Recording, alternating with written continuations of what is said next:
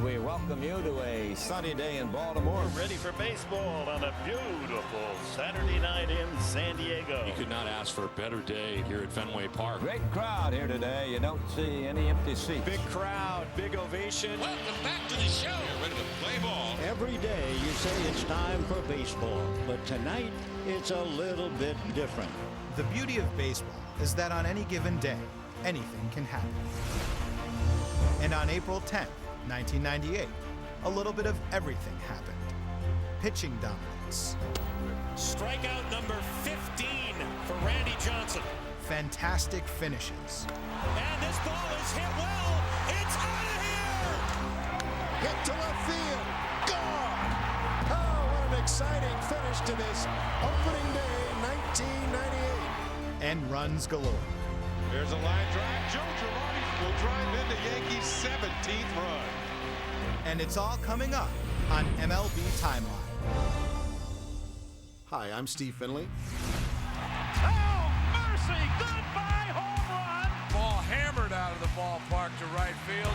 Steve Finley gets the steal. And Finley undoubtedly the best base runner on his team. Finley hits a drive to right. This one is out of here. Career home run number 300 for Steve Finley. After it happened, my son got to greet me at home plate. I asked if he could bat boy that particular game, that series. I go, I want him to come over. I just had a feeling. I said, I want him there that night. And that was the night I did it. Well, congratulations to Steve Finley. That is a great accomplishment. This is April 10th, 1998.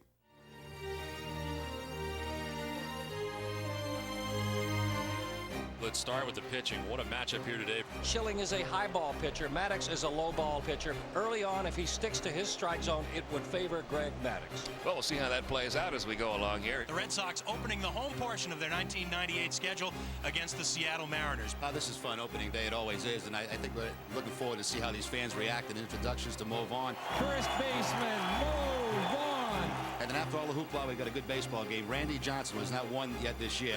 Red Sox got to try to get some offense going against him.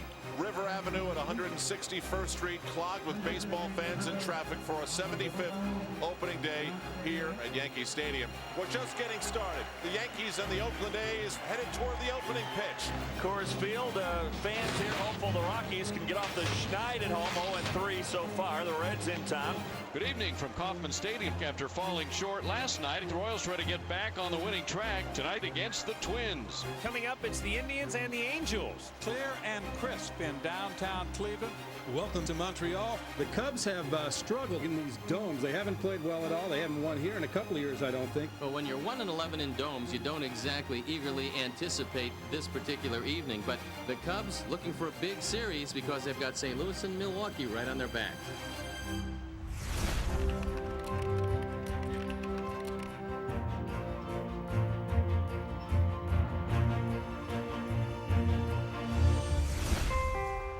Gorgeous San Diego. 4 games here at Qualcomm Stadium. You know, I remember the stadium, they just filled in the whole stadium there for football. And so by the third inning, there was probably 60,000 people there. Well, on the East Coast tonight, we had Curt Schilling and Greg Maddox. And here on the West Coast, what a matchup. Andy Benes against Kevin Brown. And I remember we had Brownie going, felt really, I mean, Brownie was just filthy. One of the game's best, right-hander Kevin Brown. A homecoming of sorts for Andy Benes. He pitched here in San Diego for 7 years. Still a big fan favorite. Diamondbacks and the Padres set to tee it up. That one drilled into left center field. Finley is not going to get it. It's off his glove. Williams on his way to third. They're going to wave him around. Low to the plate is not going to be in time. And an RBI double for Yamil Benitez. I can't overemphasize how important this is to jump on Kevin Brown early. See that pitch to Benitez up around the belt, right down the heart of the plate, drives it into the gap. Finley looked like he was going to make a diving attempt at that ball. At the last minute, he shied away and just tried to knock it down, which was a good thing because that ball was headed for the gap. Diamondbacks 3 runs in the first inning against Kevin Brown. Andy Benes now the batter. Benes puts a charge into one to left field. Ball and back to the wall. Goodbye. And I forgot Andy hit a home run. Andy Benes with a home run to left field off Kevin Brown, and it's 4-0 Arizona. It's not that easy. No. That's the look I've always always seen from Brownie. Center fielder Steve Finley. Broken bat, back to Bennis, picks it up and gets Finley. I don't remember that. It's funny how you never remember the outs. 2 down in the inning, and here's Steve Finley. I do remember the catch he made over the fence. High fly ball in right field, drifting back is Brady. A little further, leaps and got it. What a play by Brady and right. They added that tall wall there, and I hated it because the wall went back a little bit. And I remember thinking, God, that would have been a home run. It was 1 run closer when that was just a straight wall across there. See the numbers on Andy Bennis tonight. Boy, Andy, a good night tonight. By far and away the best game he's pitched this season. But now he needs a little help. Tying run at second. Diamondbacks a 2-run lead in the 9th with 2 out. Now what to do if you're Buck Showalter, and left-handed batting Steve Finley coming up.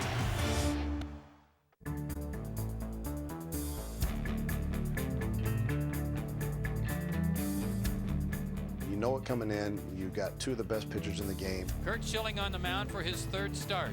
He has worked 17 innings. He's allowed only 7 hits. He has walked 2 and he has struck out 24 batters in 17 innings and has never beaten the Braves here at Veterans Stadium. He's 0-5 against them here in his home ballpark. Don't expect that to last much longer. Maddox 11-1 on the road last year, and he has won 10 career games here at the Vet. It's like a playoff game. 1 pitch, 1 defensive play can make a difference in the outcome. Not that it isn't all the time, but it's even more heightened when you get a matchup like this. Over the outside corner, Chipper thought it was high, but the inning is over. Schilling records his first strikeout. Might be 2. Good turn by Grampanino. Good play all the way around. There's times whenever, in 162 games, you're mentally fried. But when you get a game like this, it's like, it's automatic. Turn up the intensity. He's got great movement tonight. And Rutherford's out on strikes. His 5th strikeout of the 9 and a 1-2-3 inning for Schilling. Watching him pitch this game, as it went on, he could start feeling a little bit more, and then it was like, I'm taking this all the way to the finish line. The 1-2 on the way. Strike 3 called. Schilling strikes out the side. He has 9 on the night. That little bit extra in his pitches. He throws his fastball to spots like Greg Maddux throws all his pitches to spots. He was a challenge in a different way because he could just hit locations. Strike 3 called outside corner. Maddux has his 3rd strikeout. If anything, Schilling and Maddux seem to be getting better as the game goes along. That's hard to do. If you put it where you wanted to, that far off the plate, a lot of times it was a strike. I don't care who was pitching. So he really made you expand your zone. Schilling didn't make you expand your zone. He just powered it by you. But Maddux, he forced you to expand your zone, and then he had so much movement, and he would set you up to throw the changeup on 3 and 2. And now it's full 3 and 2 on Lieberthal. Rico Brogna waiting in the on-deck circle. Here's that last pitch, just off the plate, but getting those strikes called out there forces a hitter to have to go out and protect against it. Gets away from Perez. He'll have to throw him out. He does. And Greg Maddux follows Curt Schilling's act. He strikes out the side in the bottom half of the 7th inning. Great story on Greg Maddux. So he always likes to throw that changeup 3-2. I mean, you see him throw it a lot, and it's so good you can't pick up the rotation, and he gets so many outs on it. And Luis Gonzalez and I made a pact, and it was a ball. The pitch was a ball on 3 and 2. It was first inning or second at bat. I don't know what it was. Got 2-2, ball 3-2. He went ball 4. Went down to first. It was Matt Williams, maybe somebody, and then me. You couldn't have scripted this any better. And all you heard was him cussing at us down the mound through his glove because we figured it out. It was great. But that's the cat and mouse game you play all the time as hitters and pitchers. I mean, especially with somebody like him, that if you don't pick up the patterns, they're going to abuse you all the time. So it was great. We kind of just let him know that, hey, we know what you're doing. Well, it's been something to see tonight. These are games that you'll talk about years from now. People will ask you, what's the best pitcher's battle you ever saw? You can say Maddux against Schilling. And you get everybody into it when you have a game going like this. Here's the 1-2 now to Michael Tucker. Struck him out. There's your new pitcher, Mike Cather, making his 5th appearance of the year. The Maddux worked 8 innings, no runs, 5 hits, no walks, 5 strikeouts. Jeffries is going to be on the move, so anything that's a base hit not right at somebody. He walked him. And they're at first and second now with 1 man out for Mike Lieberthal. The 1-2 pitch on the way. Bouncing ball up the middle. Base hit. Center field. Jeffries rounding third. Heading home. The throw by Andrew Jones is late. And for the second time in a row, Curt Schilling has won the battle over Greg Maddux. As the Braves bullpen gives up the game's only run. Phillies win it 1-0. He loved the spotlight. He wanted to be that guy in the big game. He wanted the ball every time, and he didn't want to give it up when he came out to the mound. And that's what you want out of your ace.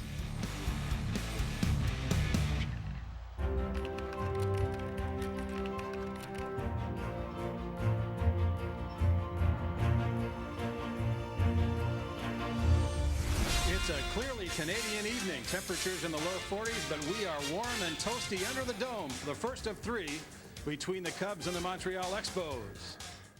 For some reason, I love playing in this place. It always hit well there, it seemed like. Just the way the ball echoed when you hit was kind of cool. Swung on and hit to left. Hit pretty well. And it is gone. Henry Rodriguez, what a homecoming. A 3-run opposite field shot for O. Henry. I remember O. Henry Rodriguez, when he played there, every time he hit a home run or something, they'd throw the O. Henry bars out on the field.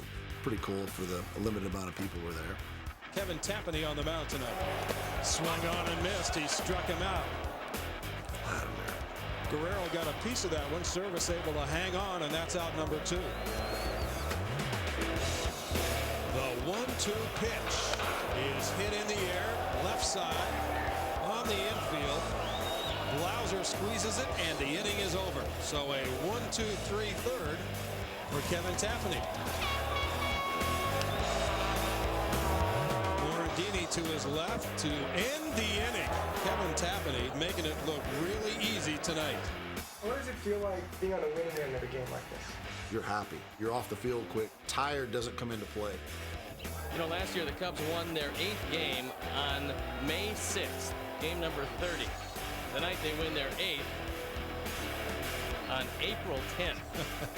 How about that, sports fan? It's a brave new world for these guys. Fulmer sends one in the gap toward right center. It's run down out there by O. Henry, and this ball game is over. 3 pitches in the 9th inning, and that's it. What an effort by Kevin Tapani in a 13-0 Cubs win.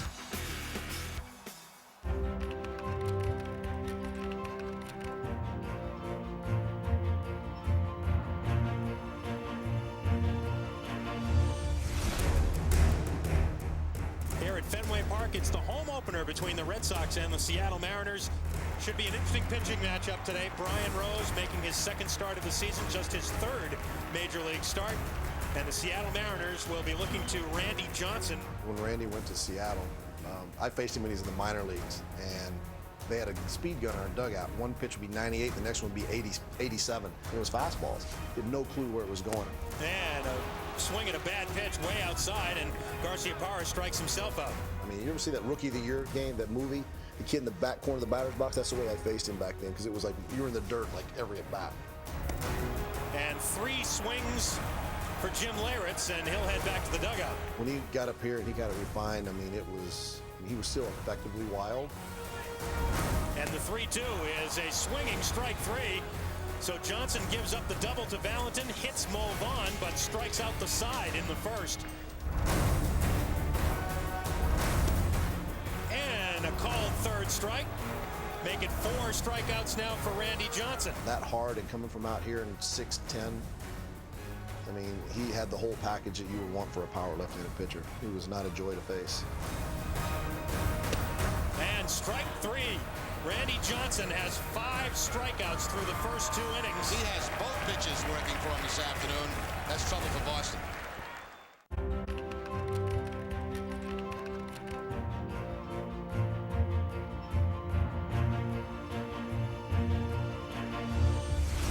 Steve Finley the batter. This is precisely why the Dodgers went out and got Finley from Arizona. High drive, deep right center field, and it is gone!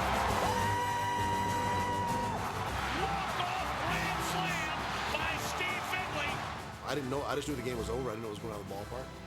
But it was probably one of my individual moments. Definitely highlight of the career. And the Dodgers are champions of the National League West. Can you believe this finish?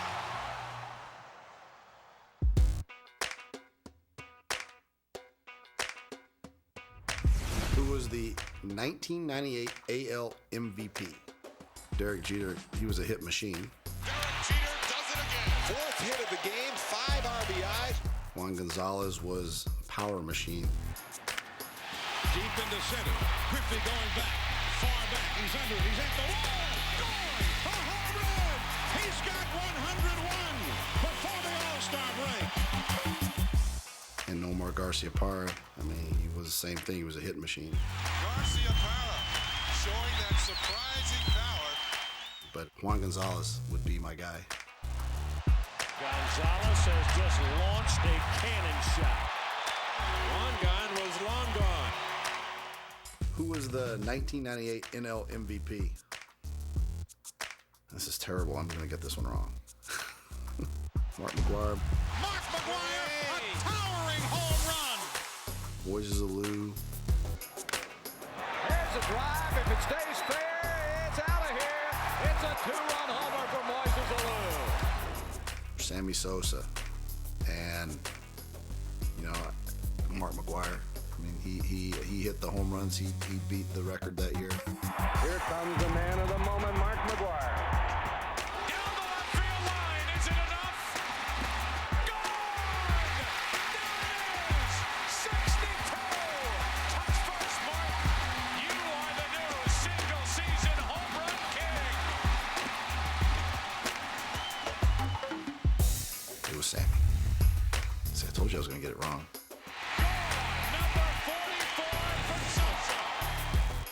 Who was the 1998 AL Cy Young winner? Roger Clemens. That's 3,000 for Roger Clemens, who strikes out the side. David Wells.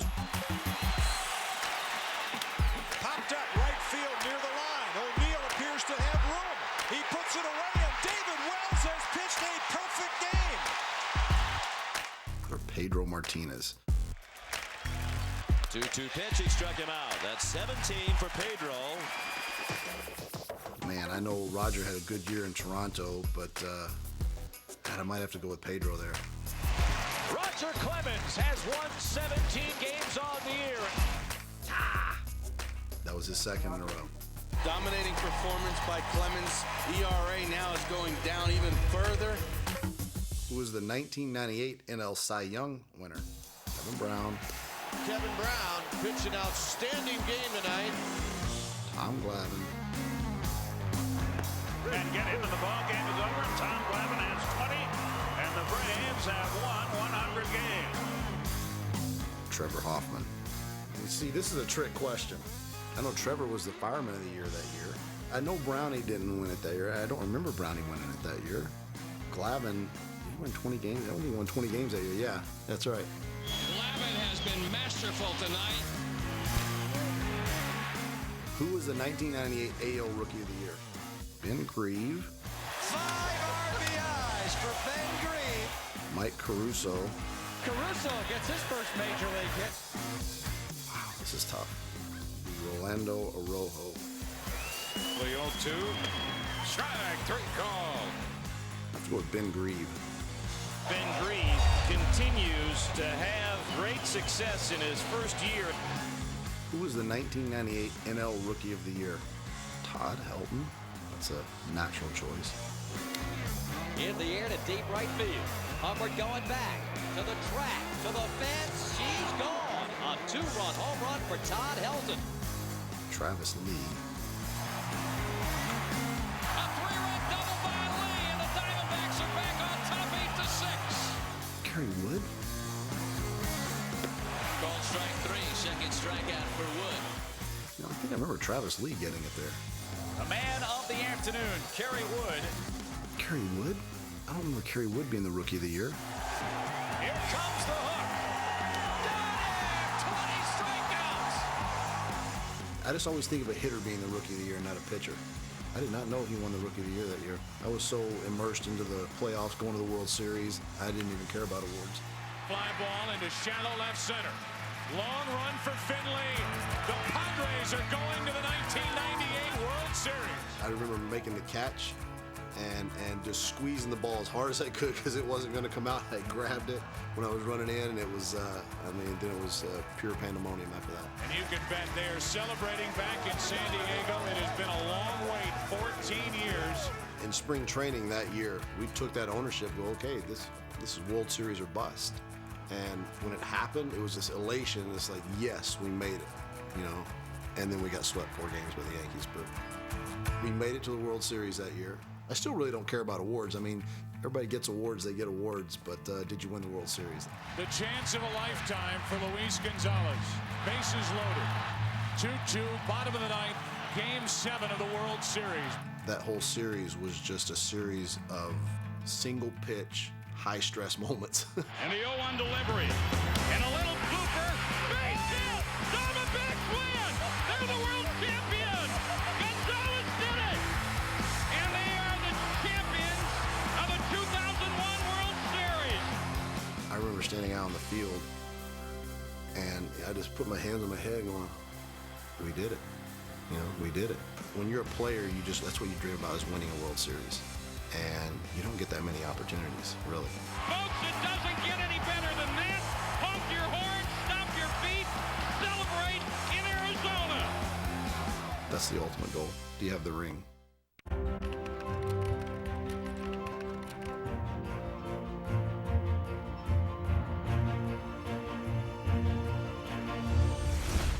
Good job on the top of this 10th by Eric Plunk as he needed only 10 pitches, 9 of them strikes to take care of 3 Angels. Troy Percival will start it up again against David Justice after the stolen base ended the ninth. Yeah, David Justice at the plate when the ninth ended. The Indians had base hits from Vizquel and Lofton, and both were thrown out trying to steal second base.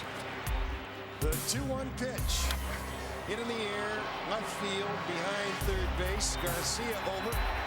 And it is Shipley, I believe, who caught the ball. Yep, the third baseman.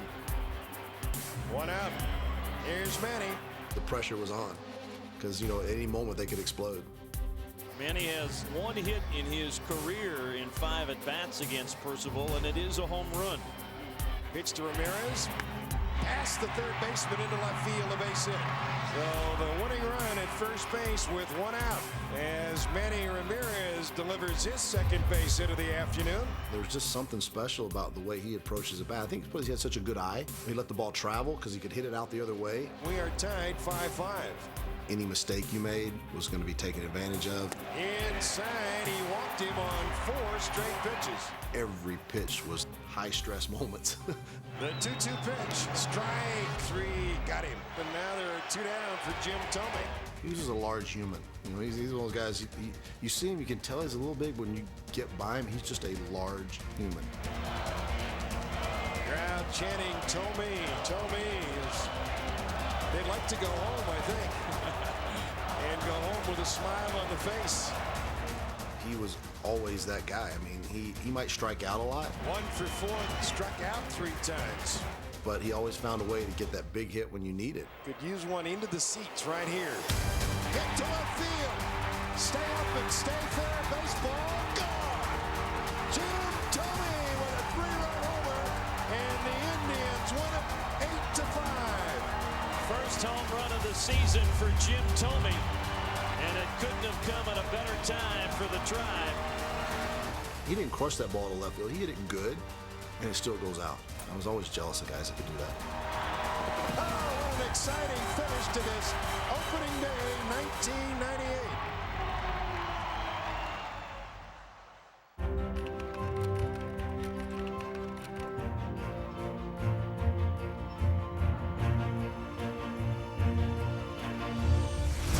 Time up, a fly ball to center. So Offerman's 2 out of 3. Infield is in. Aguilera's pitch. Looper, left field. Fair ball. The game is tied. Offerman going to try for 2. There he goes. Safe at second. And now the runners in scoring position. Aguilera, veteran guy. I mean, he was probably getting towards the end of his career as well. Terry Pendleton played against him so many years, and a guy could just hit. So, it was a matchup of two guys who had been around the game, know how to play it. A great battle to watch. Pendleton down in the count, 0-2.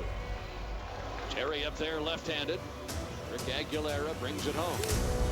Lined up the middle, base hit. Rolls with it. Offerman scores. An 0-2 pitch, which was up. And Pendleton just stroked it right back through the middle and on into center field. I've seen Terry Pendleton do that a lot. How about Terry Pendleton absolutely fighting for his life? Then got a pitch to handle and didn't miss it. He stroked it into center, and the Royals have pulled one out of the fire. 5-4 the final.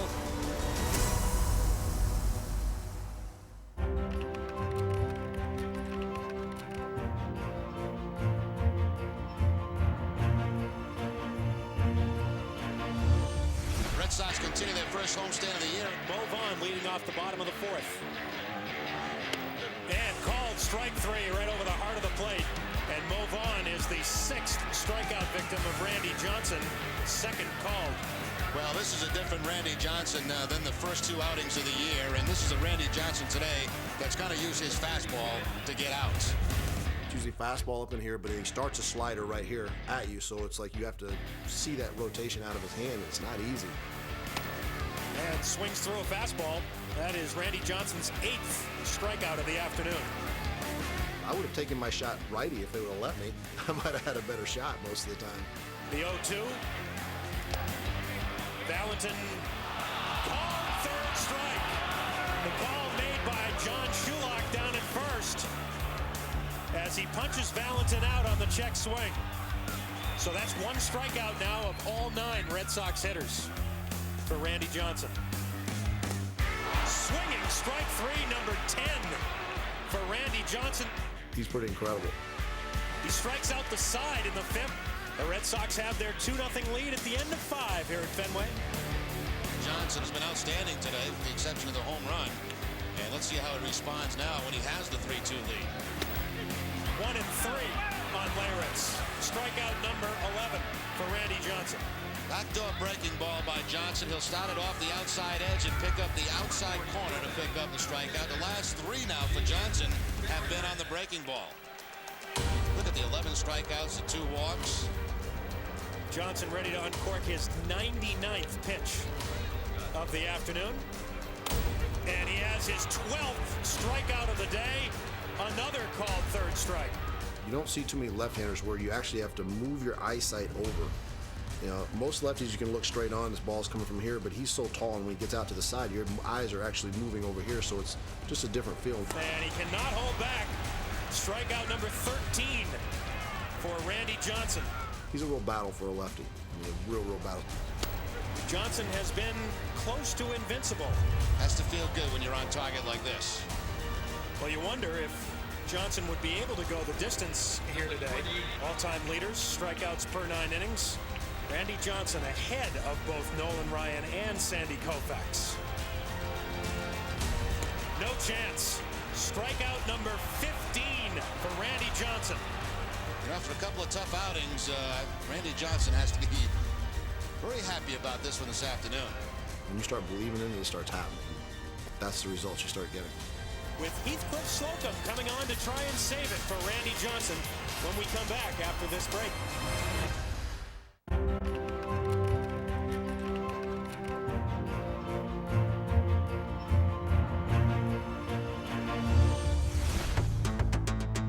Opening day is one thing. Opening day in Yankee Stadium is always a very, very special day in this great cathedral of baseball. I loved hitting in Yankee Stadium. It seemed like every time I went there, I get 2 and 3 hits. Home runs, doubles. The manager, number 6, Joe Torre. Art Howe was my manager when I was in Houston. The sun is shining, the grass is green, and the place is packed. The home opener for the 75th anniversary of Yankee Stadium. Holy cow. They're loaded for Ben Green. Sharply and out of the reach of Knobloch. The A's are going to get 2 more. McDonald to third, and Ben Greaves has his second hit of the game and picks up a pair of RBIs. It's 3-0. Matt Stearns does not leave anything to chance when he swings the bat. Hit well, right field. O'Neill on the run, can't get it. Misjudged it briefly, and Greaves is being waved home. Jeter's throw is just a little late, and it's 5-0 Oakland. That was kind of the era right through there where if you weren't up by 3 or 4 or 5 runs in the 9th inning, you felt like it was only a 1-run game. It might be 2 or 3 or 4 runs, but you felt like it was a 1-run game. 3-1. And another walk. That is now 4 walks in the last inning and a third. The Yankee lineup as a group might see more pitches than any team in the American League. It was just pitch after pitch after pitch they would take. Tino Martinez with a chance to tie it. 2-0. They had good eyes. I mean, it was like a whole team of guys who could walk, take you deep. The pressure was on because, you know, at any moment they could explode. Got to be in his zone. That one was. It's hit to right. It's deep. Greaves is back. He's looking up, and it is gone. We're tied at 5. So some electricity here at the stadium on Tino Martinez's first home run of the season. Nobody warming up in the A's bullpen, and Aaron Small has not been around the plate this inning. He's already walked 2. And the bases are full of Yankees for Darryl Strawberry. Those guys could hit from top to bottom. I mean, that was probably one of the most impressive teams, hitting-wise and pitching, but hitting-wise especially. Darryl rocks one down the line, fair ball. Jeter scores. Bernie gets the green light from Willie Randolph. The throw to second is late. Yankees 9, Oakland 5. Ground ball goes through. 3 RBIs for Scott Brosius on opening day, and here comes Darryl. 11-5 Yankees. Broken bat through the left side. The A's have another run. It's 12-7. It's a 5th inning. He threw 107 pitches as he leaves here with a 12-7 lead. And most of the fans in the lower section give David Cone a little bit of a standing ovation. So the bases will be loaded with Oakland A's. Important sequence in the game right here. Ground ball up the middle. Not blocked off early, I thought. 1 run is in. 2 runs have scored. And it's 12-9. The A's aren't going away. They may not have great pitching, but they've got plenty of hitting. Jason Giambi knocks in 2. The game's going to be tied. That was a really strange game. Very strange. Dave Magadan, line drive, and Oakland's got the lead. To have a game like that on opening day, that's pretty insane. But Yankees had a flair for the dramatic all the time, it seemed like. O'Neill is at third. Bernie's on at second. Here's Tino Martinez. Line drive toward the gap. Back in front. Yankees up by 1. Strawberry goes with the pitch. Tino chucks home. It's 15-13. I can't believe it's 15-13 in the 5th inning. I mean, that's almost 2 games already. There's a line drive. Joe Girardi's 4th hit of the ball game will drive into Yankees' 17th run. Good home opener for the Yankee catcher. The A's are down to that last strike. Struck him out. And the Yankees have won the highest scoring game in the history of Yankee Stadium.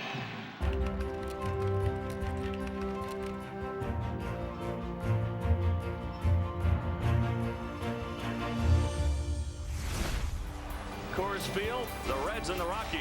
The pitcher for the Rockies, the ace of the staff, Darryl Kyle. He was a good friend when I played in Houston. We used to play catch, and he's the only guy that could ever spin a curveball to me playing catch. You could hear the spin. It was so loud. It was amazing. But just an amazing man, individual, teammate, family man. A very sad story. So that loads them up. Now Barry Larkin. Larkin hits it down the line into the corner. If it stays fair, it's trouble. It is fair. Bouncing around out there. Vanderwall gets it in. They're racing around the bases. A double and 2-run score on the 2-run double from Larkin. In the outfield, I had line drives that would come. You would go to, normally you're going to slide and catch it down here. They were like up here, you have to make an adjustment and catch it up here. Just the ball did things you just weren't used to. So your routes, you had to adjust your routes and think about that, adjusting your routes, because and then you're playing so deep that everything falls in front of you. Still nobody out for Taubensee. Infield in. A little lazy fly to shallow center field. Goodwin broke back. Now he comes in. He doesn't get there. And now he bobbles the ball. Throw coming in. Scoring on the play is Harris. We were ball retrievers. We weren't outfielders. It was a nightmare to be the outfielder there. One, you're at altitude and you're having to run into the dugout all the time, then you run around out there, and by the end of the series, you're just like, I need oxygen. Bases loaded and nobody out. You want to keep it right here if you can. The 2-1 pitch. Here come 2 more runs to score. The Reds have blown it open here in the 7th inning. Still 2 outs, and Eduardo Perez will come up for the second time. Hit into the corner in left field, and it's gone. 3-run homer from Perez. It's 14-4 in favor of the Reds. I think this was pre-Humidor, and you didn't have to hit it very well. Look at the numbers. 17-7. Brett Boone, the batter. 3 for 5 tonight. Into the gap in right center. Green going around second. Going around third. They're waving him home. Oh, man. This is ugly. This is one of those days you just need to mentally rest a little bit, get this game over, and let's reset the clock and start over tomorrow.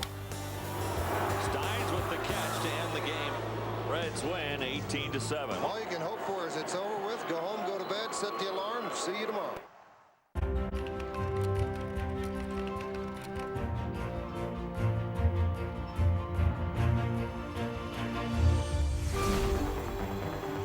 This really is unbelievable here this afternoon. Randy Johnson struck out 15. Red Sox very happy to see Randy Johnson out of this game, taking advantage right now of the Seattle bullpen. Him out of the game, sure. Top step one, thank you. This is now a 2-run ball game. 7-5 Mariners. The Red Sox still with the bases loaded and nobody out since the 6th inning. It hadn't been very pretty for the Red Sox, but don't talk about ugly to Lou Piniella right now after watching what he's watched here in the bottom of the 9th. Lou actually has been pretty composed over there, considering he does not have an out yet. Lou is going to his 4th pitcher of the inning. Spoljarek has been the best pitcher for Lou out of the bullpen so far this year.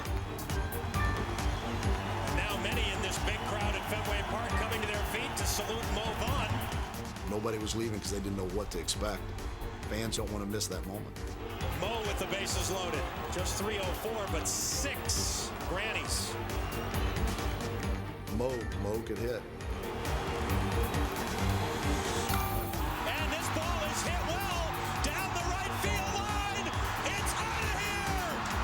The Red Sox win it. I feel bad for the people who left, don't you? You just never know as a fan, you know, stay there. Mo Vaughn's 7th career grand slam.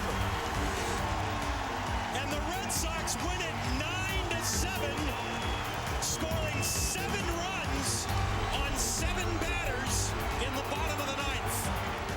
I didn't realize there was a walk-off grand slam on the opening day there. Mo Vaughn, you could not have written a better script for opening day. Well, you know, it's a tough night out there facing Randy Johnson. We battle back. This team is like that, you know. We're going to go out here. We're going to battle you all 9 innings. Come through like that, it's a great thing. That's what I'm here for, and try to get the big hit it worked out tonight. Mo Vaughn ends this ball game at Fenway Park in improbable fashion. Terrific comeback win for the Red Sox. A great way to open up the season.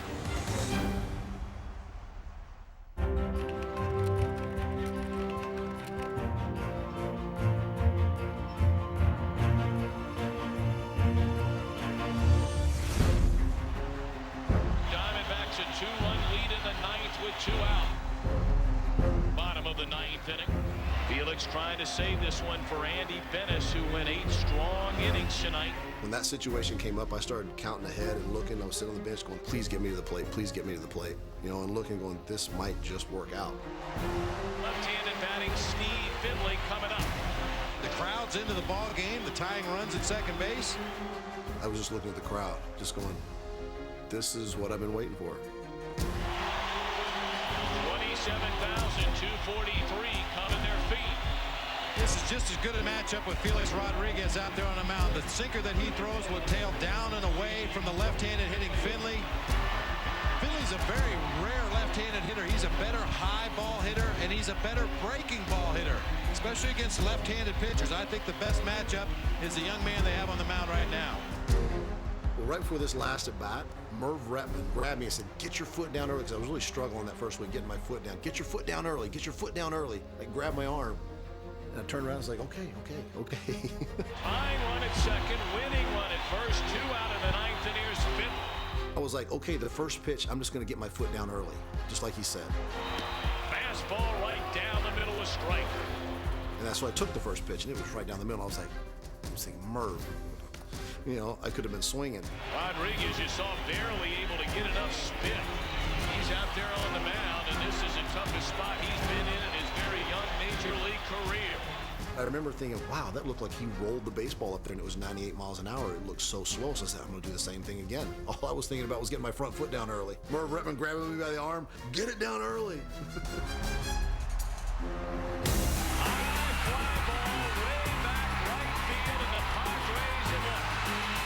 You see it on there.